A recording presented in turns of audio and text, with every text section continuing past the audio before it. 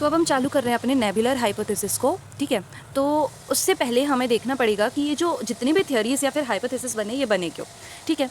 तो ancient times में humans जब स्काई में देखते थे, देखो स्काई तो हमेशा से था ह्यूमंस के ऊपर, तो जब हम देखते थे तो हमने क्या सोचा था, एंशियंट जो अर्ली सिविलाइजेशन है, अगर आप बात करो इजिप्शियन सिविलाइजेशन है और हमारी हिंदू सिविलाइजेशन है बात करो, मतलब जितनी भी पहले की सिविलाइजेशन रही हैं, उन्होंने हमारे यहाँ भी देखो सन और मून को एज गॉड देखा जाता है।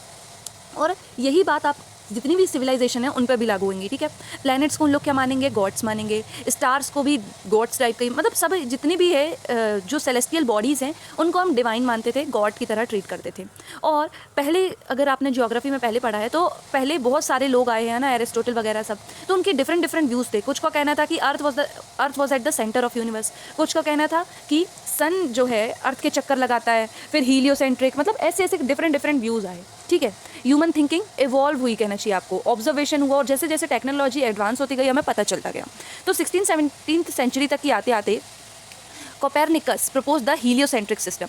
अब कोपेरनिकस ने क्या कहा कि ये जो यूनिवर्स है ये हीलियोसेंट्रिक है। हीलियोसेंट्रिक मतलब हीलियो मतलब सन, सन इस जो सिस्टम है हमारा सोलर सिस्टम, उसके सेंटर में है सन, ठीक है। उन्होंने ये किया। अब गैलीलियो ने सपोर्ट कर दिया इसको विथ हिज टेलीस्कोपिक एविडेंस। तो मतलब अभी तक की जो चलता आ रहा था कि अर्थ हमारे सेंटर में है और सन हमारे चक्कर काटता है, तो ये हो गया क्या, फॉल्स, ठीक है। और न्यूटन साहब आए, न्यूटन ने एक्सप्लेन कर दिया कि सेलेस्टियल मोशन, ग्रेविटी वगैरह, मतलब न्यूटन ने ग्रेविटी वगैरह का क्या किया कहना चाहिए आपको, डिस्कवर किए, ठीक है। तो फंडामेंटल क्वेश्चन लेकिन जो है अनआंसर्ड रहा कि if planets revolve around the sun, ये तो हमें पता चल गया। How were they born in first place, की अगर प्लैनेट्स रिवॉल्व करते हैं ये तो अपन को पता चल गया, सन का हम रिवॉल्यूशन करते हैं, लेकिन प्लैनेट्स बने कैसे, ये क्वेश्चन अभी भी अनआंसर्ड था, ठीक है। और साइंटिफिक रिवॉल्यूशन के टाइम में ये क्वेश्चन और स्पेशल बन गया और इम्पॉर्टेंट बन गया, क्योंकि यही तो मतलब आपको कहना चाहिए जेनेसिस है हमारी दुनिया का, हमारे सब का, है ना। तो अब डिवाइन एक्सीडेंट्स के अलावा, जैसे हमारे अब देखो बाइबल में भी लिखा है कि let there be light and there was light, तो ये सब के अलावा अब हिंदू में भी, हिंदू स्क्रिप्चर्स में भी लिखा है कि ऐसे फॉर्मेशन हुआ। तो रिलीजियस टेक्स्ट के अलावा अब हमें साइंस के नेचुरल लॉज को फॉलो करके देखना था कि अर्थ का ओरिजिन कैसे हुआ, प्लैनेट्स का ओरिजिन कैसे हुआ, सन का ओरिजिन कैसे हुआ, पूरे यूनिवर्स का ओरिजिन कैसे हुआ। तो इसी क्यूरियोसिटी को अपने माइंड में लेकर के डिफरेंट डिफरेंट थ्योरीज बनती हैं, ठीक है। अब 18 सेंचुरी की ऐसी क्या खास बात थी, अब 18 सेंचुरी मतलब 1701 से 1799 तक की, ठीक है। तो ये टर्निंग पॉइंट था हमारे ह्यूमन थॉट्स में। अब हम लोग बिलीव, सुपरस्टिशन या फिर एक्सेप्ट करने की जगह दूसरी चीज़ों को रखते थे, साइंटिफिक टेम्परामेंट को रखते थे, ठीक है। This period is known as the age of enlightenment. Enlightenment मतलब ये नहीं होता है कि आप विश्वास करो, आप अंधा विश्वास करो, बल्कि ये होता है कि आप उसका लॉजिक समझो, ठीक है। आज भी एनलाइटनमेंट का मतलब यही होता है और 18वीं शताब्दी में भी यही होता था, ठीक है। तो अब हम देखने लगे रीज़न ओवर बिलीव, कि हम किसी चीज़ को मान नहीं लेंगे, हमें लॉजिक और रीज़न चाहिए, ठीक है। सुपरस्टिशन, अंधविश्वास नहीं करेंगे हम, उसके पीछे की हमें साइंस जानना है कि ऐसा क्यों हो रहा है। और एक्सेप्टेंस नहीं चाहिए हमें, कि हम कोई भी चीज़ को मान नहीं लेंगे, आप हमें एक्सप्लेन करो, और ये हम पे डिपेंड करेगा कि हमें इसे मानना है या नहीं मानना है। समझ में आई बात।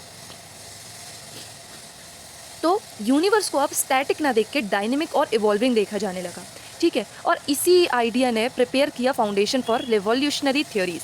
और इसमें कई सारी थ्योरी आई देखो, और ऐसा भी नहीं है कि सारी थ्योरी राइट है, बट देखो हर चीज़ का एक फाउंडेशन होता है, ठीक है। अगर गैलीलियो ने अपना जो टेलीस्कोप, अब हम नहीं बोल रहे उनका टेलीस्कोप बेस्ट था या उनका टेलीस्कोप बिल्कुल राइट था, लेकिन वो एक फाउंडेशन बना, तभी हमें अब आज देखो आप हबल स्कोप, टेलीस्कोप वगैरह सब मिलते हैं। तो ऐसे ये जो हाइपोथेसिस बनते थे पहले के, ये एक फाउंडेशन की तरह काम करते थे। हम ये नहीं कह रहे कि ये बिल्कुल सच थे, लेकिन ये शुरुआत थे, किसी भी चीज़ की शुरुआत होती है, ठीक है। तो ये हाइपोथेसिस भी शुरुआत ही थे। और आपको ये बात ध्यान में रखना है कि पहले देखो कोई भी टेक्नोलॉजी ज़्यादा विकसित नहीं हुई थी, है ना। हालांकि सोच विकसित हो रही थी, लेकिन टेक्नोलॉजी अभी भी विकसित नहीं थी, तो लोग ज़्यादा से ज़्यादा एजम्पशंस करते थे। तो ये जो आप शुरू के 3-4 हाइपोथेसिस पढ़ने वाले हैं, ये बहुत तरीके से राइट नहीं होंगे, आपको ये बात ध्यान रखनी है, ठीक है। तो अब आगे पढ़ते हैं, अब हम चलते हैं अपने नेबुलर हाइपोथेसिस में, और इसी हाइपोथेसिस को अपन गैसियस हाइपोथेसिस भी कहते हैं, ठीक है। अभी हम गैसियस या नेबुलर क्यों कहते हैं, अब ये आगे पढ़ते हैं, ठीक है। तो कोई, अब आपको ये बात ध्यान रखना है कि यहाँ पे क्या नहीं थे, कोई टूल नहीं थे। और एक और बात ध्यान रखनी है कि पहले के लोगों के लिए, मतलब जो इमैनुअल कांट साहब हैं, इनके लिए क्या लगता था कि ये जो यूनिवर्स है इनके लिए सिर्फ सोलर सिस्टम हुआ करता था। तो मतलब इन लोगों के यूनिवर्स के ओरिजिन से इनका मतलब ये रहता था कि हमारे सोलर सिस्टम का ओरिजिन कैसे हुआ है, क्योंकि पहले यही थिंकिंग की थी कि सोलर सिस्टम बस एक ही चीज़ है, मतलब पूरे यूनिवर्स में सिर्फ सोलर सिस्टम है। ऑलराइट, तो अब देखो, अब हम लोग स्टार्ट करने वाले हैं इमैनुअल कांट की थ्योरी। तो सबसे पहले हम थोड़ा सा इमैनुअल कांट के बारे में पढ़ने वाले हैं, ये कौन थे, क्या थे, ठीक है। तो देखिए, इमैनुअल कांट जो थे ये जर्मन फिलोसोफर थे, ठीक है।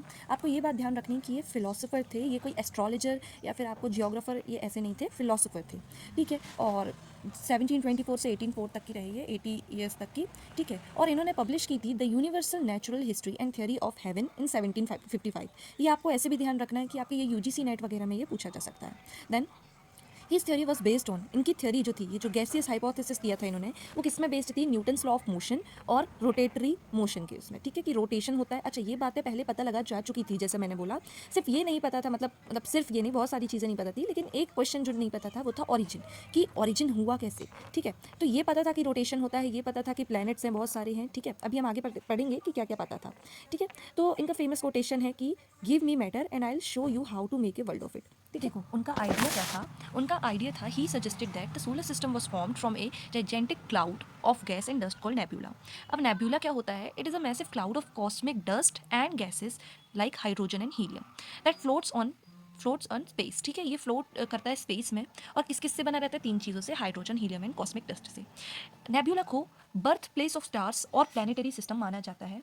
एंड इवन टुडे अगर आप ये देखोगे, लिखोगे, पढ़ोगे, तो क्या लिखा है, modern telescopes like Hubble and James Webb show us new stars forming inside नेबुले, providing that the universe is still creating, मतलब आज भी यूनिवर्स जो है क्रिएट कर रहा है, एक्सपैंड हो रहा है, ठीक है। और यही जो ऑब्जर्वेशंस हैं, they strongly support the basic philosophy behind the nebular hypothesis. Basic philosophy क्या है इस हाइपोथेसिस की, कि जो ओरिजिन हुआ है वो एक नेबुला से हुआ है, और आज भी देखो आप, तो न्यू स्टार्स का ओरिजिन नेबुला में बताया जाता है। तो ये एक क्या है, एक स्ट्रॉन्ग एविडेंस है कि जो बेसिक फिलोसफी है बिहाइंड नेबुलर हाइपोथेसिस की, कि ये करेक्ट है, कि नेबुला ही जो है बर्थ प्लेस रहा है स्टार्स और प्लानिटरी सिस्टम्स का। समझ में आई बात।